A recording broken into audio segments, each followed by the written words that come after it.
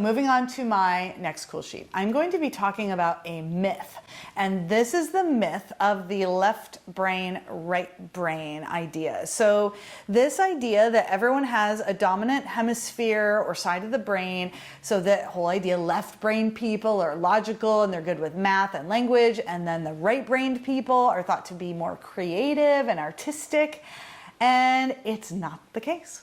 So you wonder, where did this come from? Well, it originated from, it was groundbreaking research at the time. There were these split brain patients where their right and left sides were somehow disconnected from each other. And so there was work that was done, and it did show that there are some brain functions that are more lateralized, meaning more on one side than the other. So for example, language does tend to be on the left. But this is the thing, is that there's no scientific evidence anywhere that individuals use one half of their brain more than the other. So a group of neuroscientists at the University of Utah in 2013, this was essentially the make or break. There were, up till then, there was no evidence, but then when they did this study, everyone said, okay, I finally believe it. There's no left brain, right brain thing, because they studied more than 1,000 people and they were undergoing brain scans while they were doing things lying still, or they were reading, and all sorts of various activities, and they confirmed that there was no evidence of any kind of left or right stronger side in their brain networks. Now, this does make sense. It would be extremely inefficient if we were only using half of our brains. So, not a big surprise there. This is the thing. Why do we keep talking about it that way? Because it just makes it easier to categorize people like, oh, they're more scientific, left brain, oh, they're artsy, right brain. So the way we use it now, the way I see it, is that we just use it as an adjective. We just use it as a way to just describe people. But remember, it is not really happening in our brains. Left brain, right brain, myth. Oh, I am so glad you talked about this, because this is actually something embarrassing that I just kind of learned, like that there was like hard scientific data that this is not true. But it reminds me of these other myths that you always hear about, and I used to believe like you only use 3% of your brain, and what if you could use more, which is a complete, maybe even a bigger myth. It also kind of reminds me a little bit about like astronomy, like, oh, the sign, you know. Right. I mean, it's certainly... There's things, I get it, you know, and some people it's like, you're this sign, so this is your personality, and this is your thing. Yeah, all of these things, and the way the moon is out. I mean, take that with a grain of salt. Certainly don't let it control your life, because that's what people end up doing, and that seems a little destructive to me. But it kind of falls in that to me. I am very much like, I look at the science and I want hard data and things like that. So, but certainly that you use 3% of your brain part really makes me think of this. Yes. Yeah, because I learned this. It was probably 2 years ago, and I kept meaning for it to be a cool sheet, and I kept forgetting because I'm such a left brain person now. But once I remembered it, it was like, I must talk about this because this is pervasive. I don't know how many people know this. Oh, yeah, it's true. Yeah, I like your use of it, of using it as an adjective. Yeah. That's a really cool way. So you can still use it, you still say it, people still say it all the time.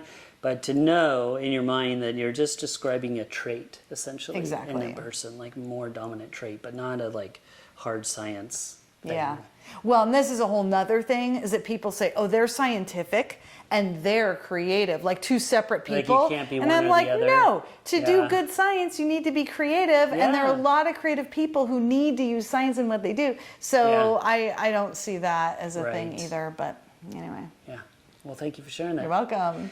All right, my next cool sheet is going to be another pocket collection. So if you tuned in last week, I was going to kind of do a little mini series of these pocket collections. And this one is how to write almost anything. And I'm not the best writer in the world, but I want to be. So this is more of a bookmark for me to keep coming back to. And I love that it's because it gets super specific on a lot of these topics, and the articles include how to write the perfect sentence, and then a video, how to write a joke. So it's not just articles, it's also a lot of videos, and so I love how they have different forms of how you can learn. So write a joke. I definitely, who doesn't want to get better at joke writing or telling? Then 7 expert approved ways to write a better to-do list. That seems very cool for me to learn. How to write a poem. How to write an email with a military precision. So I just love the title of this. How specific it is. But I think email is certainly one that I think a lot of people could be a little more precise at. It's definitely something that people ramble on, and then people just tune out. Perfect thank you note, how to write heartfelt and handwritten thank you note, how to write and read recipes better, which is super interesting to me. I love to cook. How to write condolences note, because those are very difficult to write. So how to write a great song according to the singer-songwriter Nico Case. So I'm not even sure I know who that is, but apparently they know how to write a song and they shared that knowledge. How to write a letter, just how to write a letter. How to write a genuinely useful review online. I love that because Yelp has a lot of trolls, which is a lot of these other places, and I love that they're wanting to get better at that. How to write a killer commencement speech. There's so many. How to write a best-selling novel. How to write a book without losing your mind. 10,000 words a week. And there's even one, how to write a Jeopardy clue. So I just love how specific this gets. So that's a pocket collection. How to write almost anything. Okay, as you're going down the list, I was like, "That's amazing!" And yeah, then I want to learn that. And then, but it kept getting better. That was the thing. I'm like, okay, I'm definitely gonna I want to do that one. Yeah. And then, no, wait, no, I want to do that one. No, I want to read that one. Wait, that one's even better. Like that's so amazing. Many good ones. Wow. Yeah, definitely something to bookmark. Check it on our show notes. What was your last pocket collection? My last pocket collection was the Joy. Yeah, see, that one was Project. great. Now I don't know which one I'm going to read first or look through first. Yeah. Okay. Well, you have time.